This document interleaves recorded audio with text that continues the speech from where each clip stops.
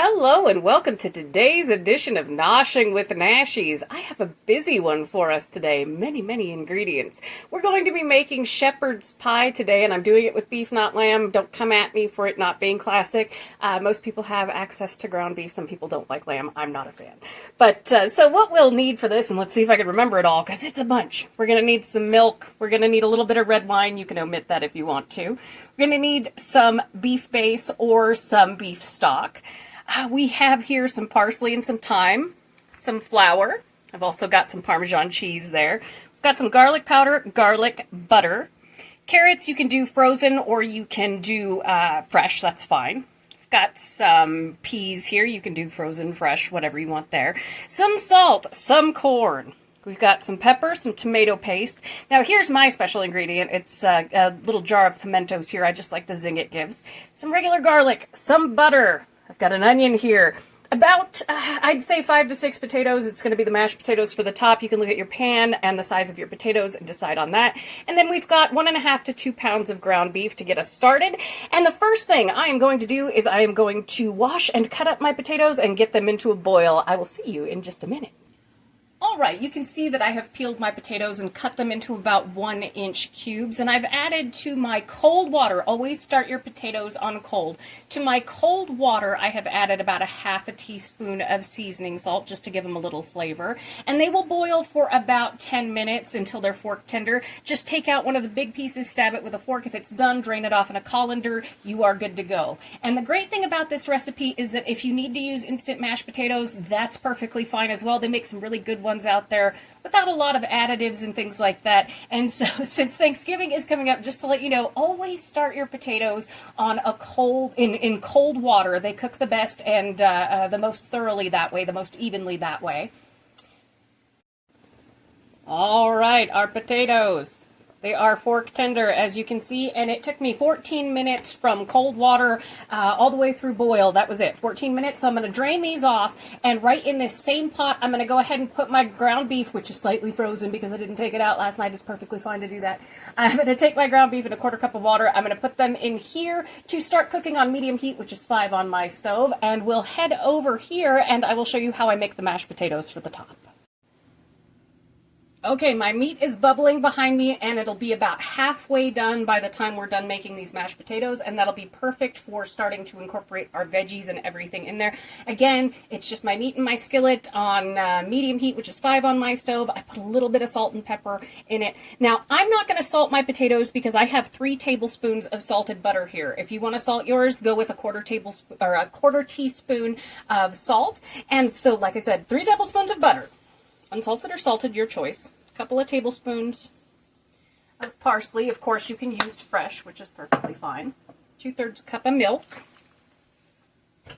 This is just an easy one. And about a 1/4 teaspoon of garlic powder, if you like garlic. And I'll link, I have a twice baked mashed potatoes recipe that's perfect for the holidays, and I will link that in the description. And again, my recipe will be in the description as well. I'm doing about 1/2 teaspoon of pepper here, and now all we're going to do is just mash the crud out of it. And to mash these, you can use whatever you've got. A hand mixer, you can use a potato masher, you can rice your potatoes, which will make them that lovely, buttery, smooth consistency. You can use forks if that's all you got, but just go in there and mash them up to the consistency that you like. Don't over mash them, that's how our potatoes get gluey.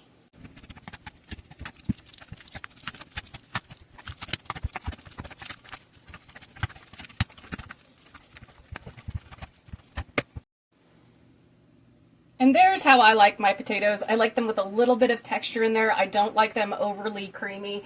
I do like chunks of potato in there. As a matter of fact, my mom was very offended when I was a child, and I said I like my mom's lumpy mashed potatoes because she left bits of potato in there, and everybody thought I was being rude, but I loved them.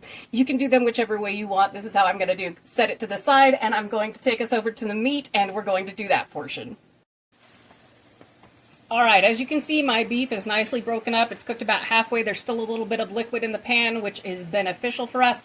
A lot of people will brown the ground beef first with just a little salt and pepper, like I said, about a 1/4 tablespoon of salt and pepper, and then pull that out and do the vegetables separate. I'm going to do everybody together because I like to get a little crisp of the beef before we pour some wine in there to deglaze the bottom of the pan, and I like my vegetables to get nice and soft. So here we're going to add in, it's about a cup and a half of carrots and about a cup of our onion. And we're just going to put this right on in there.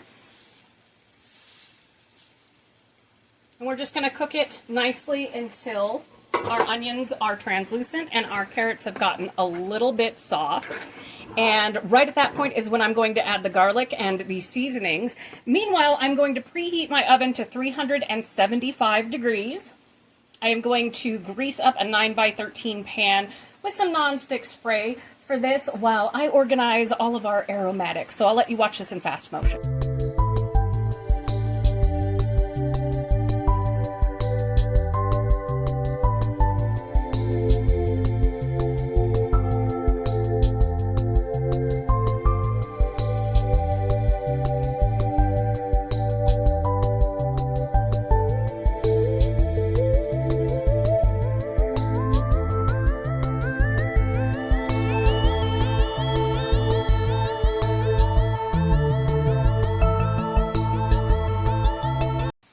That was about 5 minutes where we've got almost all the water cooked off. So I'm going to come in with, you can use as many garlic cloves as you want. I have, I think, 5 here because they weren't very big.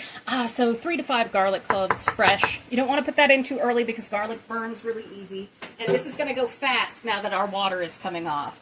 And then I'm going to come in with a can of these diced pimentos. That's my little secret ingredient right there. And then we're going to come in with about 3 teaspoons of thyme here. Everybody likes a little extra thyme, because it's going to take time. But in the meantime, we're just going to stir this up and let it cook until it gets nice and brown. And then we're going to come in with some tomato paste and glaze the pan. I will see you in just a few.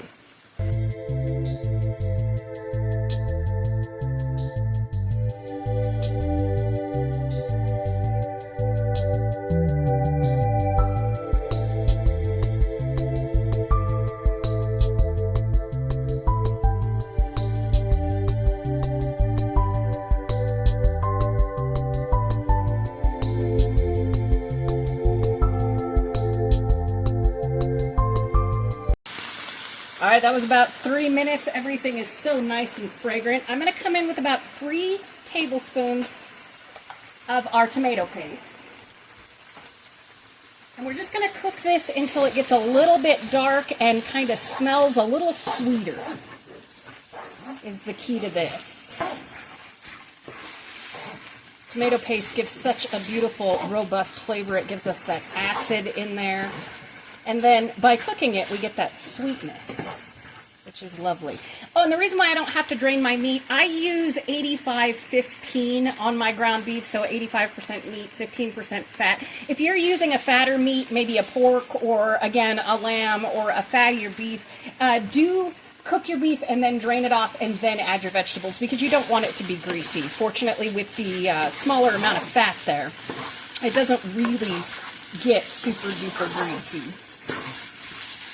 This just takes a minute like so. You can see everything gets incorporated. It starts to change color.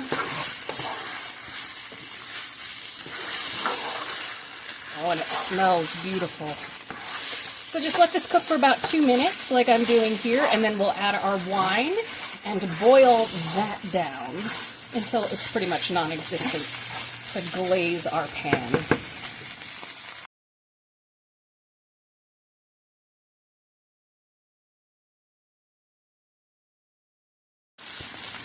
All right, that just took a couple of minutes, and we've got this vibrant red in person. You may not see it on the camera, but it is a lovely shade of red here in person. And we're going to come in with about a half a cup of dry red wine, just kind of to deglaze our pan. And if you're like me, I don't drink. I never liked wine to begin with. So I like to take these, and I'm going to freeze it in ice cubes because it goes great in sauces and things like that. And you can turn up your heat a little bit, maybe to like 7 or so, to cook this off really, really fast. It just goes quick. Oh, it's a beautiful smell. But like I said, you can omit the wine as well. It's not a necessary ingredient. But it does improve the flavor, in my opinion, because I will be doing some beef bourguignon and things like that this coming up holiday season for everyone.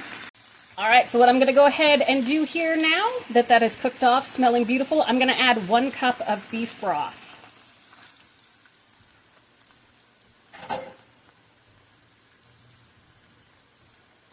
I am going to add 3 tablespoons or so of Worcestershire sauce, which is about 6 cloves. And we're going to give it a little stir, like so.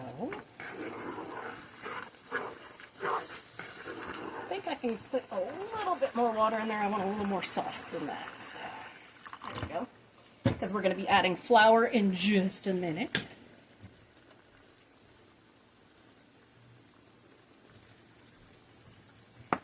And when this all comes together, after we add our corn and our peas, here you can actually taste it to see if it is to your liking, and you can add whatever you like at this point.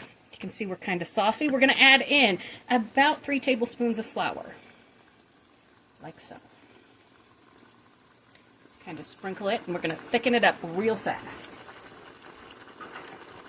This is where we're almost at the finish line to put it in the oven. Again, have your oven preheating to 375 degrees. You can see that thickens up very quickly. Oh, it smells beautiful. All right, we're going to come in with our corn and our peas now. I'm just doing a can of sweet corn. Just boom, that's been drained. And then a cup and a half of frozen peas. Again, vegetables to your liking, more or less.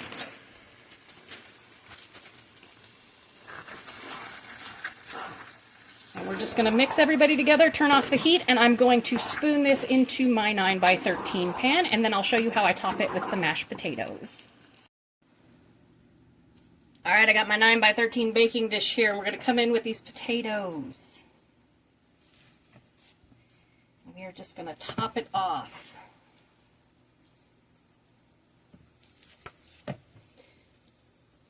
Probably going to have to use my hand to spread the potatoes. That's okay. Get your hands in it. It's all good for you. I can change my gloves. It's fine. That's why I wear them. And they are biodegradable. I use nice biodegradable gloves. Oops, I went to grab a fork and forgot to push record again. But there, we're spreading the mashed potatoes on the top. It's not complicated. Make sure you get a nice even layer there. And we're going to cook this in a 375 degree oven for around about 25 to 30 minutes until you see the juices bubbling up the side of our cottage pie here. And I'm going to top it with a little bit of Parmesan cheese.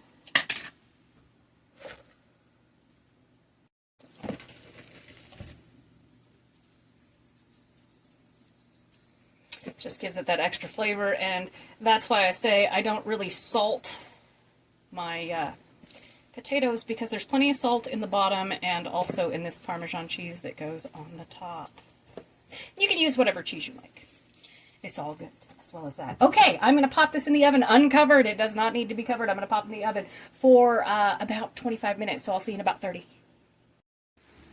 And here we see it just out of the oven. It is bubbling beautifully on both sides. That's how you know it is done. It took me about 30 minutes. I'm going to let this rest for 10, and then I'll serve it up and do the finale. All right, and here we have our beautiful finished shepherd's pie, and oh, it tastes so good. It's got a beautiful crust on the top of it, and the middle is just decadent. Thank you so much for joining me for this edition of Noshing with Nashies. If you have enjoyed, please like, comment, share, and subscribe, and I'll see you in the next one. Bye!